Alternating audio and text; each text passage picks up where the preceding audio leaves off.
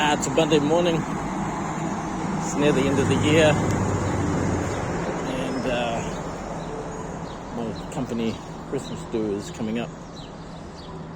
But this week I won't be riding to work. I think I'm going to talk about e-bikes. And okay, so my e-bike cost, and I've done 23,000 kilometers, and my previous e-bike did 13,700 kilometers. My previous e-bike cost me a lot more money because it got stolen, and I made a lot of mistakes to run. My current e-bike, e-bikes aren't cheap to run. They're not. They're cheaper than a car, but they're not that cheap. So, for example, a Toyota e-bike costs more to run per kilometer than the petrol for, say, a Toyota Wish 2-litre motor. Now, it cost about 26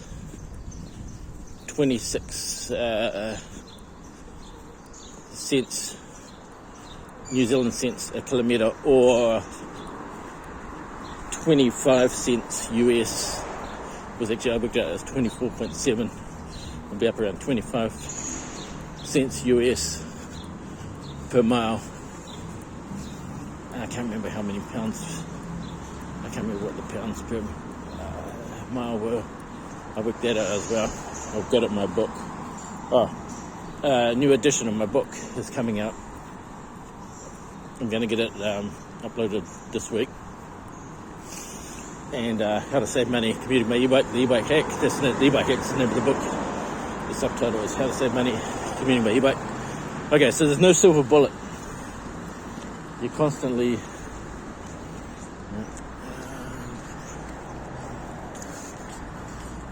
there's no silver bullet to saving money. You just have to avoid catastrophic losing money. See, number one priority, the number one way you can lose money on e-bike is have a severe injury or death in a crash. So your number one priority to save money on e-bike is safety. And safety is multi-layered. First of all, be seen, like that guy there on the motorcycle, black clothes. It's not a good idea.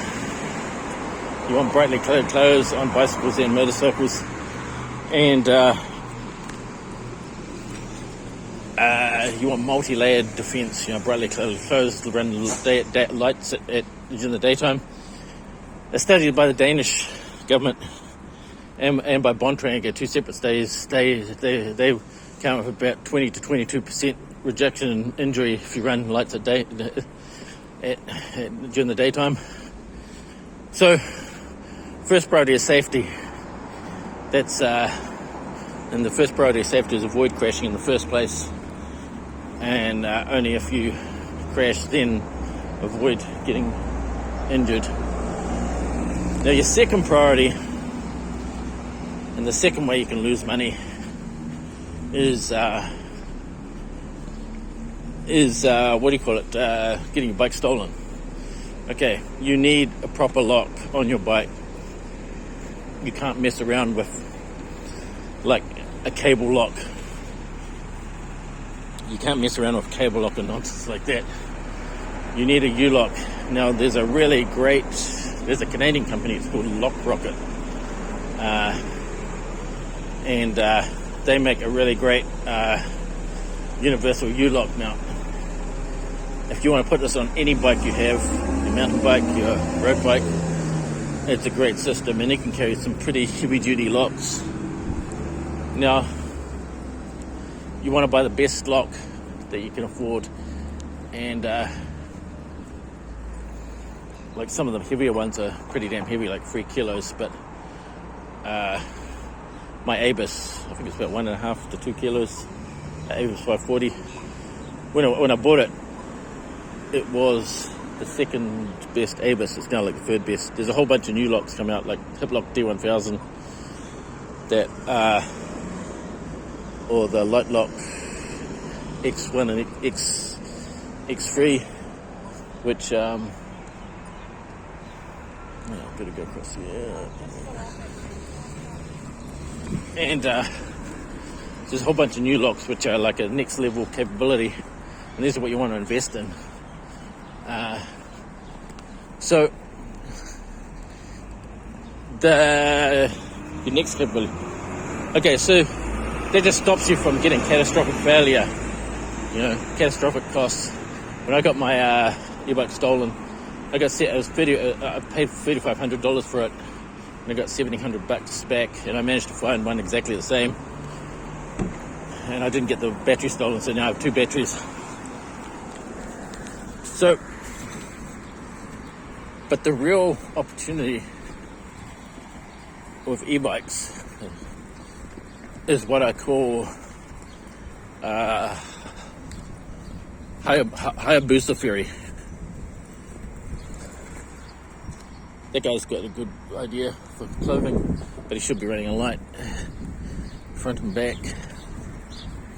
The other thing about your clothing is if just backtrack to your clothing is you want a reversible jacket so that in the nighttime it's a silvery reflective, and in the daytime it's that dayglow yellow or maybe bright red, because that dayglow yellow at night, the wavelengths that car and street lamps give off don't in any way reflect. So back to Hayabusa theory. Years and years ago, many years ago, so a lot of these people, they wear black. I mean, what's up with that? Like, I don't know, people just don't think straight. Years ago, I thought about the crazy cost of real estate, how crazy expensive it was, and then for some reason the same thought came across my mind as how incredibly reasonable the cost of the Suzuki Hayabusa was, which was at the time was the fastest motorcycle. And I had this theory that you could commute from the boonies. You could buy a house out in the boondocks, and you could commute in. And so instead of paying $500,000 for a house, which what it would have been back then, you could pay like $200,000 for a house, then buy a Suzuki Hayabusa for like 20 grand, and you'd basically make your money back